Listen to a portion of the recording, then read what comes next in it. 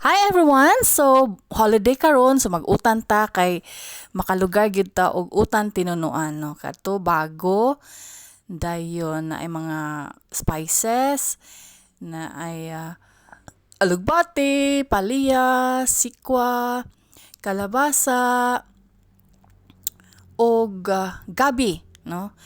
Syempre, may kamunggay no, malunggay, nan alugbati o naa diha kompletos ricados ni and lubi of course kay magtuno man no. And then pagkupos sa tuno ang ikaduhang kinupos, ang kinupusan ibutang dayon tong mga kamatis, sibuyas, ahos, bombay, loya no, i-mix and then gibutang na din ha ang gabi ug ang kalbasa kay medyo gahi na sila so unahon gyud na siya luto. And then ibutang na dayon tong tuno with the spices. Dayon pabukalan na ni siya.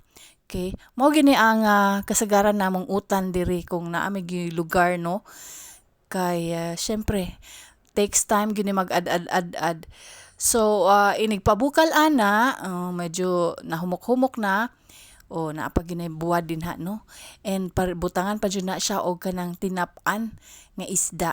Kay gibutang na ang palya ug ang uban nga ang sikwa and then syempre ang tinap-an nga isda. Okay. So pinubre ra gyud ni nga utan pero lamian gyud kaayo. Og sustansyado pa gyud kay mga vegetables gyud ni siya. Okay, kanang among kamunggay nindot kay ang kamunggay karon labi na kay tiuan dagko na ang mga dahon sa kamunggay. So i-mix lang na siya din ha, pabukalan aron maluto no. So inikalaya na anang kamunggay matik na kanon na lay katapat ana. So nagbukal na gibutang na di ay ang katong primero nga tuno no, ispiso, tuno sa lube.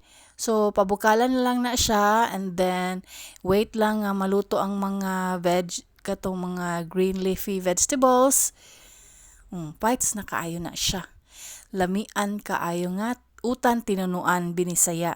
So mao ni amo ang pagluto sa utan binisaya. Okay, shout out sa akong cousin si Malu. Kay siya gud ang nagluto ni ana. Igor ako nag-video ay. Og nikaon sab, of course. No, lamian jud kaayo. Og syempre, healthy pa jud kay naara man diri ang mga ricados no, tinanom.